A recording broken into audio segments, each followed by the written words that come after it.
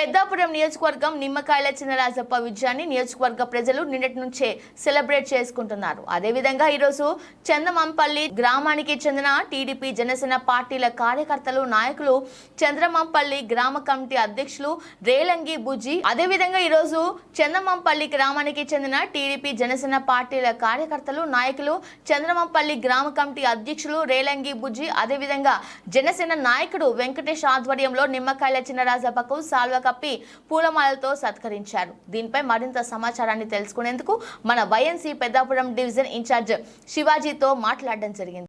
Right, మనం చూసుకున్నట్లయితే పెద్దాపురం నియోజకవర్గం ఉమ్మడి అభ్యర్థిగా నిలిచి అఖండ విజయాన్ని సాధించిన నిమ్మకాయల చినరాజప్ప గారి ఇంటి ముందు ఉన్నాం.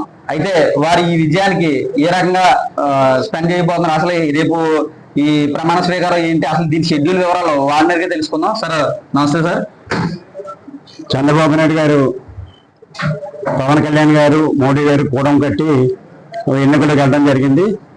చంద్రబాబు నాయుడు గారు, పవన్ కళ్యాణ్ గారు కూడా ఇద్దరు కూడా ఈ రాష్ట్రం సర్వనాశనం అవుతుంది, జగన్మోహన్ రెడ్డి పరిపాలన చేతకాని పరిపాలన చేశాడు, మరి హెరాస్మెంట్ చేయడమే కానీ అభివృద్ధి చూడలేదు, సంక్షేమం చూడలేదు అనే ఉద్దేశంతో వీళ్ళిద్దరూ కూడా అప్పులు చేస్తున్నాడు అని చెప్పి ఉద్దేశంతో మరి కూటమి కట్టి కూటమి ద్వారా ఎన్నికలకు వెళ్ళడం జరిగింది. మరి మోడీ గారిని కూడా తీసుకుని బీజేపీని కూడా కలుపుకుని వెళ్ళడం జరిగింది. ముగ్గురు కలిసి రాష్ట్రం అంతా కూడా తిరిగి ఇలా అత్యధిక మెజార్టీ మరి సీట్లు సంపాదించడం జరిగింది. అలాగే అసెంబ్లీ కానీ పార్లమెంట్ కానీ బాగా వచ్చినాయి. అలాగే కూటమికి సంబంధించి ఇప్పుడు కేంద్రంలో బీజేపీ, రాష్ట్రంలో తెలుగుదేశం మరి ప్రభుత్వాలు ఏర్పడతాయి. తొందరలోనే మరి డేట్ ఇవ్వబోతున్నారు ఇద్దరుని. అలాగే చంద్రబాబు నాయుడు గారు మరి ఆయన మంత్రివర్గం కూర్పు కానీ, అలాగే లెజిస్లేటివ్ పార్టీ మీటింగ్ కానీ, ప్రమాణ స్వీకారం కానీ ఆయన కూడా డేట్లు ఇంకా చెప్పలేదు, ఆయన తొందరలో చెప్పబోతున్నాడు.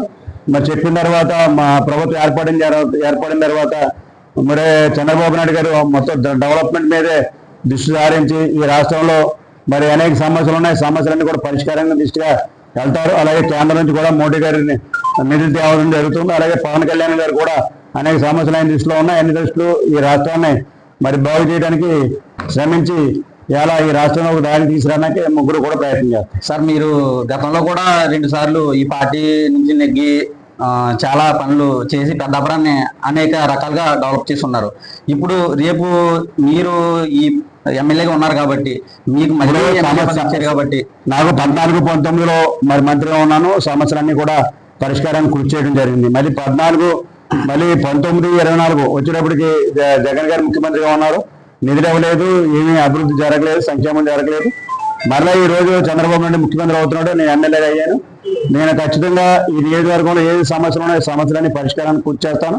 ప్రజలకు అందుబాటులో ఉంటాను, ప్రజల సమస్యలు తెలుసుకుంటాను, ఆ సమస్యల పరిష్కారాన్ని కృషి చేయడం జరుగుతుంది. అసలు ఈ రకమైన మెజారిటీ వస్తుందని మీరు ఊహించారా సార్? అసలు ఈ పెద్దాపురం నియోజకవర్గంలో 40,000 మెజార్టీ అవుతుందని ఎక్స్పెక్ట్ చేశాను. 40,000 దాటింది. అంటే దానికి కారణం ఇవాళ గాలి ఏదంటే జగన్మోహన్ రెడ్డి గారిని ఓడించాలని చెప్పి ప్రజలు కసిగా ఉన్నారు. పార్టీలు 3 కసి కట్టినా ప్రజల్లో మార్పు వచ్చింది. ప్రజలు ఎందుకంటే ఈ రాష్ట్రం సర్వనాశనానికి చంద్రబాబు వల్లనే ఈ రాష్ట్రం బాగుపడుతుంది, రాష్ట్రం బాగుపడాలని చెప్పి ప్రతి ఒక్క పౌరుడు కూడా మరి ఆలోచించి ఓటేసాడు. అని చేత ఇంత మెజార్టీ రావడం. అసలు జగన్మోహన్ రెడ్డి గారిని ఈ రకంగా అసలు ఈ రాష్ట్ర ప్రజలు ఇంత దౌర్భాగ్యంగా వెళ్ళగొడతారని మీరు ఊహించారా సార్ ఏమన్నా?